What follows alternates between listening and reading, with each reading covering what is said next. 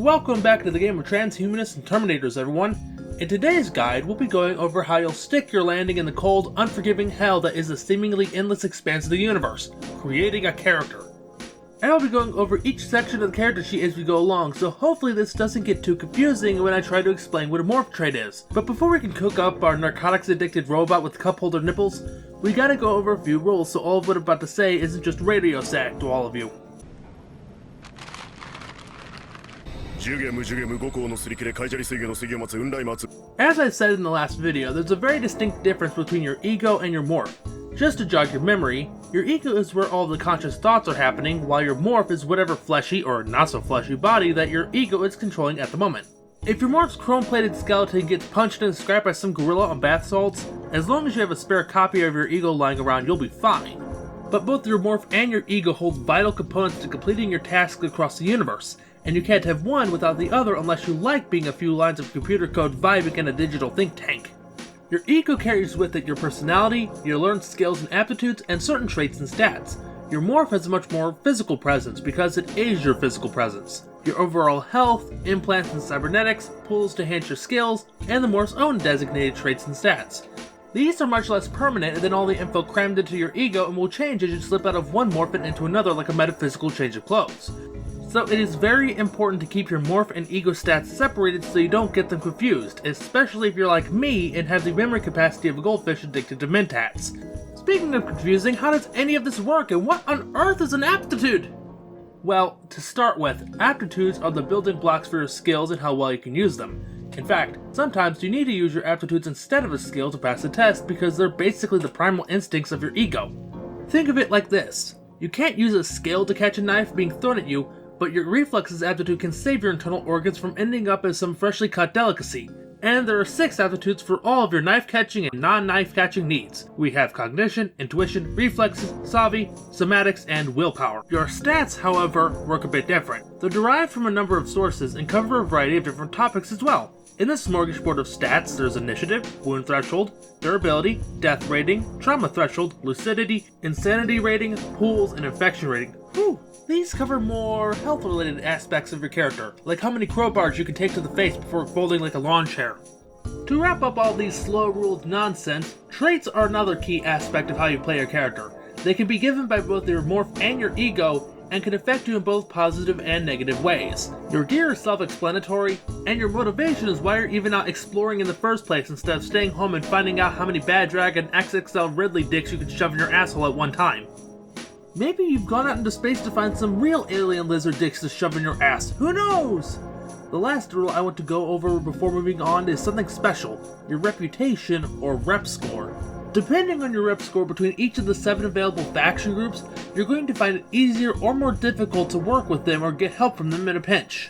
But with all the boring stuff done and gone, we can finally move on to my favorite part of any RPG, making the character.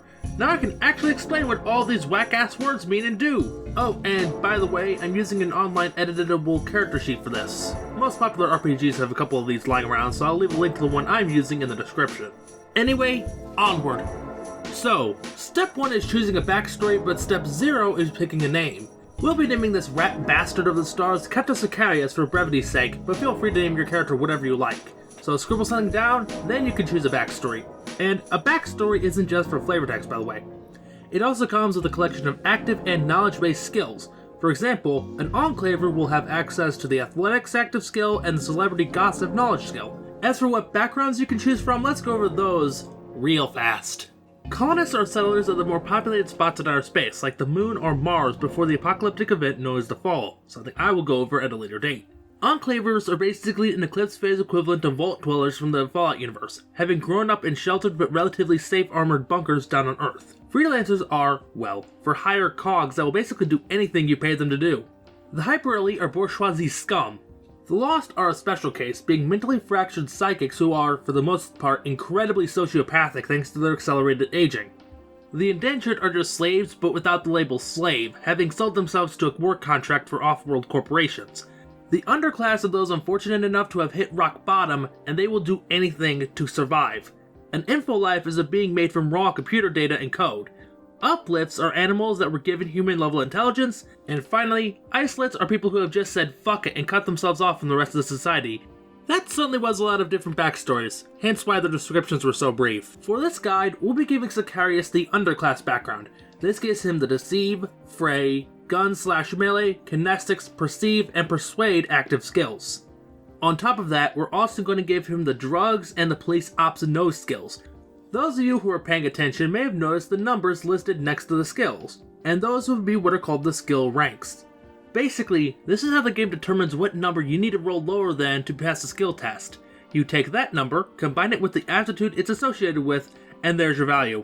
To determine your aptitudes, you pick one of the listed aptitude templates and assign the listed values. You can, if you want, shuffle values around, but you're going to need to make some aptitudes weaker if you want to make your favorite stronger. But I'm a vanilla baby, so we're just going to pick the Survivor template and slap those numbers in. But we're not done yet.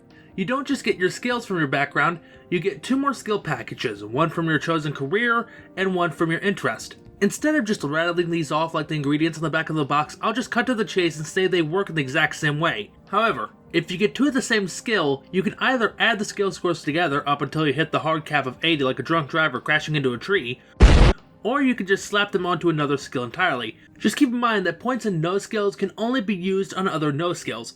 Again, for the sake of this guide, Sicarius will be a gene hacker with his interest being a paramedic. So, just to keep all of you up to speed, our character sheet currently looks like this. Are you guys good? Because I'm not. I am always afraid and nervous. But anyway, the next step is picking a faction. This is largely for roleplay purposes, so we're not going to go over every faction in this video. I just made Kento Sicarius a member of the Scum, a faction of transhumanists who want to take their modifications to the very extreme of what's possible. After that comes languages, which by default you can choose 2, but if your combined cognition and intuition are high enough you could choose 3 or even 4. But we're stuck with just 2, so we'll pick Ukrainian and Kurdish, because fuck sensible choices.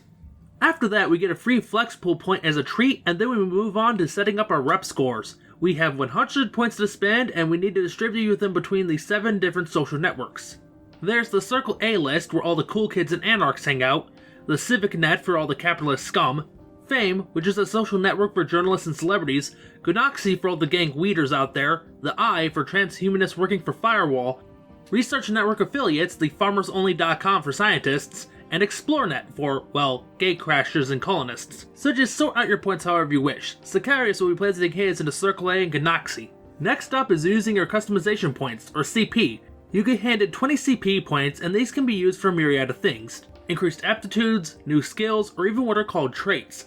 Think of these like the traits from the good Fallout games, providing both positive and negative effects to your character for varying CP costs. Of course, you wouldn't take negative traits for shits, so they're used to get more CP points instead of purchasing them. But, to stay simple, we'll be using our CP to give Sicarius 80 points in Deceive and 5 extra Flex Pool points. We're in the home stretch now. After doing a couple more calculations to determine our lucidity, trauma threshold, aptitude checks, and sanity rating in our initiative, it's time to move on to getting our gear in a morph. You're supposed to get these with help from the GM, as what gear you get is determined what sort of campaign you're playing, as well as a second one determined by your profession. But for the sake of example, Sicarius is playing a criminal campaign, so he gets a gear package from that and one from being a gene hacker. Of course, I can't list off all of that nonsense, so let's move on to getting your ego a morph. Again, this is something you're supposed to discuss with your GM. In fact, the book recommends you make characters in a group instead of just bringing a pre-gen to the table. But the twist is, I am a GM! You can't tell me what to do! Anyway, just to make things easier, we're going to be doing what the book recommends and use 6 morph points to purchase our first body. As I said in the first part, you could choose between 3 main types of morphs. Biomorphs, which are completely organic, synthmorphs, which are mechanical, and infomorphs, which are made out of raw data. And no, I'm not going over every option in the book. At least not right now. This is meant to be a guide for beginners after all. So, with our 6 morph points, we can purchase any morph that we can afford, each with its own traits, pool points, and modifications. So, let's say our reject from Clan Mulder decided to choose a biomorph as his first form of choice. Choosing the Mintom morph, that will grant him 35 durability, a wound threshold of 7, a death rating of 53, 3 inside pool points, 1 pool point for each of the other 3 categories, and several implants. Quite a load of goods if you ask me. Now, after all that, there's one more step to go over. Motivations. I touched on this briefly earlier, but I should go over this real quick. Basically, you write a single word or phrase to briefly state what your motivation is, with a plus or negative symbol to verify if it's a positive or negative motivation. For example, Sicarius' motivation is mutation negative. because his motive is to mutilate biomorphs into horrifying new forms of life by fucking with their genetics. So get those brain muscles working and cook up something truly wild for your own characters. But hey, that'll be about it for now. Obviously I had to cut some things out for time, but rest assured I will explain concepts like the myriad of factions and the mechanics of combat in greater detail at a later time. See you then!